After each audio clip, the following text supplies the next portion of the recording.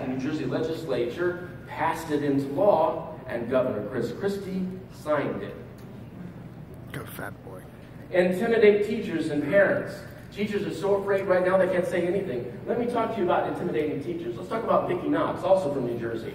An African-American teacher, special ed, on her Facebook page, personal Facebook page, on her own time, over the weekend, she complained to the people that were friends on her Facebook page about this display at the high school that talked about Gay History Month. And I said, Gay History Month, what are we talking about here? Sodom and Gomorrah and Ellen DeGeneres? I don't get it, you know? Gay History Month, what is that? So, that was there, and so somebody that was a friend of hers at the school sent that to somebody who was a gay attorney in New Jersey, who then filed a complaint with the Division on Civil Rights. She lost her job. When she came back to work, she was suspended without pay, and in 2 weeks she was suspended without pay. She did finally get her retirement, her pension. But only because it was an extremely long legal fight. Now, we protested at that, and we had lots of people that came out for the protest that day, but the gays came out in force. They were shipped in from Boston and from Philadelphia to be there to fight this thing, and that's what happened to Vicki Knox. So teachers are now intimidated to speak up or say anything. Parents, you all know about the story about David Parker in Massachusetts, and all he wanted to do was protect his son from kindergarten. Having this stuff. This is what we're going through here. Now, the things I'm about to show you, I just want you to be aware. I'm going to go through this fast. This is graphic, but this is what's being done to children. You remember the book Heather Has Two Mommies? Well, what I'm about to show you, this is just nothing. Nothing. And you remember Daddy's Roommate? Daddy's Roommate? Yeah, another way to this. Now, this has been around for a long time. That's like 1991. King and the family, this prince was looking for a wife, and the king and the queen were trying to find somebody for their prince to marry, and he wasn't interested in the women they brought in. He was more interested in the other prince. And so then it became king and king. Oh, brother. It's perfectly normal. Changing bodies, growing up, sex, and sexual health. This is the 20th anniversary edition. Now, this is for 10 years and up, and I have 5 minutes, so I'm going to talk like an auctioneer, so listen close the first time. Making love, sexual intercourse, starting with 10 years old here. Do you see this? We're going to make love. Do you see the picture over here? Oh, my God. This is for 10 years old. This is being taught in some schools in this country. It's so amazing. This is the 15th, and this is for ages 7 and up. 7 and up. Okay, it's so amazing. A book about eggs, sperm, birth, babies, and families. But why do we have to learn this from schools? Isn't that the parents' responsibility? I will blame some parents, because what we've had done in the last 30 to 40 years, parents have abrogated their responsibility to the government. That's rape. You just let someone else teach your children what you should have the responsibility to teach your children all along. Ready? It's so amazing, provides fascinating answers with fun, accurate, comic-style artwork and clear, lively text that reflects a school-age child's interest in science. Notice it's all about science.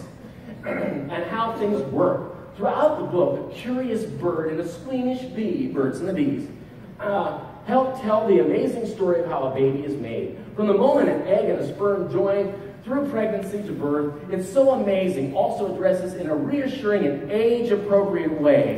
Who says? Related topics such as love, sex, gender, families, heterosexuality, homosexuality, sexual abuse, HIV and AIDS, and the internet. The internet. While giving children a healthy understanding of their bodies, everything about the homosexual agenda can now be expressed and talked about in this book through the curriculum to their children, and there's nothing you can do to stop it.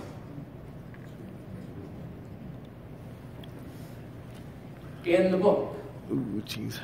Okay, you've got the little baby girl who becomes the flabby old woman. Then you've got the little baby boy who calls the bald-headed man. Okay, this is how the progression of it, talking about puberty and the body parts and what happens to you. Did you see this? This is what happens there. And you know, sex can be about other things too. like loving, caring, touching. Sex can also be about making a baby. When a woman and a man want to make a baby, they hug and cuddle and kiss and feel very loving and get very close to each other. So close that a man's penis goes inside the woman's vagina. When this happens, it's called sexual intercourse. They also talk about, too, you don't have to do this to make a baby. You can still have sexual intercourse. That's in the book. This is what they're teaching children. No, wait, I'm not done yet. That was 7 years old. Remember, we went from 10, now we're to 7. What? It's not the story. A book about girls, boys, babies, bodies, families, and friends. It's for ages 4 and up. 4. 4. Do I have 4 minutes? I have 1. Head to toe, they talk about this, but notice now, we all do this. Remember that song, Head and Shoulders in it? And, but now, we've added to that, a sailboat for the girl and a vulva. To the boys, we've added, he's got a tugboat, and he's got a penis and a scrotum. It's not the story. Here we go again. When grown-ups want to make a baby, most often a woman and a man have a special kind of loving. Here we go again. Here we go again. This is age 4. You don't want to know what a 4, in case you don't remember anymore, this is what a 4 and a 5-year-old look like. Just so you know, this is what we're exposing to children. This is what they look like. This is their age. This is what a group of 7 to 8-year-old children look like. Why do we want to sexualize children? I have counseled and spoken to with parents and men and women who were sexualized very early in their life, including me. My first molester was Hugh Hefner. It started with Playboys. We are sexualizing our children and introducing them to things that they should never know about, shouldn't even have to think about, as we rob them and rape them of their childhood. The only way we're going to stop this is if we take back our country. And I'm going to tell you this, one of the best ways to stop this is to have absolute school choice, so that we can take this nonsense out in front of our children, stop using our tax dollars for it, and actually take control of our child's education. Amen. Parents. God gave parents children, not the government. They belong to us. So that was a pretty quick few minutes. I'll be here the rest of the day. Thank you. Thank you.